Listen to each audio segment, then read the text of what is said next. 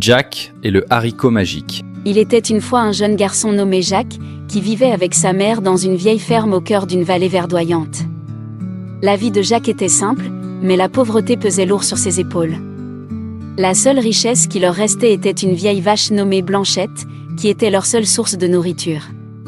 Un jour, lorsque sa mère lui annonça qu'il n'avait plus de quoi nourrir la vache, Jacques sentit son cœur se serrer. « Jacques, mon chéri, nous devons vendre Blanchette au marché. » lui dit-elle d'une voix douce mais inquiète. Jacques, tout en tenant la corde de la vache, acquiesça tristement, son regard plein d'avertissement face à l'incertitude de leur avenir. Sur le chemin du marché, Jacques croisa un vieil homme étrange avec une longue cape sombre. L'homme, aux yeux pétillants de malice, lui fit une proposition inattendue. « Bonjour, jeune garçon. Si tu me donnes ta vache, je t'offre ces haricots magiques. » Jacques, intrigué, se demanda s'il pouvait vraiment croire en un tel échange. « Des haricots magiques ?» questionna-t-il, presque incrédule.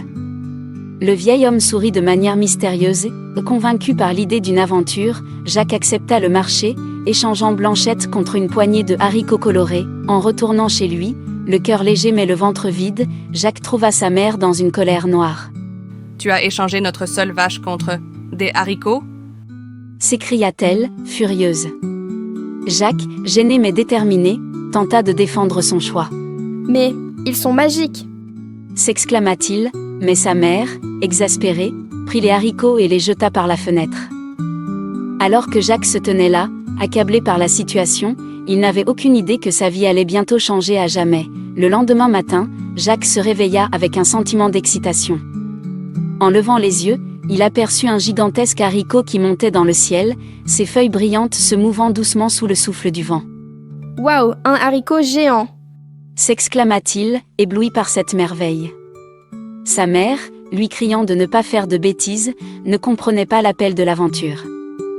Déterminé à découvrir ce qu'il y avait là-haut, Jacques commença à grimper la tige, chaque prise le rapprochant d'un monde inconnu et fascinant. Après une longue et laborieuse ascension, Jacques arriva au sommet de la tige et se retrouva devant un immense château flottant au-dessus des nuages.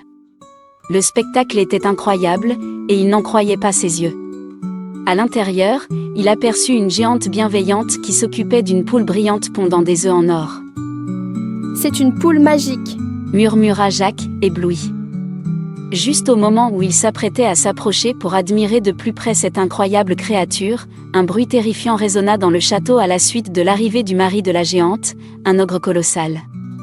Terrifié, Jacques entendit l'ogre crier en entrant, sa voix tonitruante résonnant comme du tonnerre. « Fi, faux fume, je sens l'odeur d'un petit homme. » Tremblant de peur, Jacques se cacha sous une table dans la salle.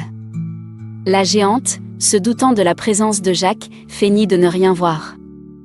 À ce moment, alors que la tension était à son comble, Jacques profita d'un instant d'inattention et s'empara de la poule magique et d'une harpe chantante, s'élançant hors du château avant que l'ogre ne puisse le rattraper. Il entreprit alors une descente vertigineuse le long de la tige de haricots, avec l'ogre dans son sillage.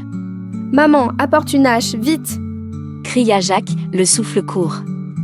Sa mère, paniquée, ne comprit pas immédiatement la situation délicate dans laquelle se trouvait son fils. En atteignant presque le sol, il réussit à couper le haricot, ce qui fit chuter le géant dans un nuage de poussière. Soulagé, Jacques se rendit compte qu'il venait de sauver leur vie. Sa mère, secouée mais émerveillée, tenait la poule magique qui allait leur apporter richesse et prospérité. Ainsi, Jacques et sa mère vécurent heureux, comblés par le courage de Jacques et l'incroyable aventure qu'un simple haricot avait déclenchée. Parfois, les choses les plus incroyables poussent à partir de tout petits grains.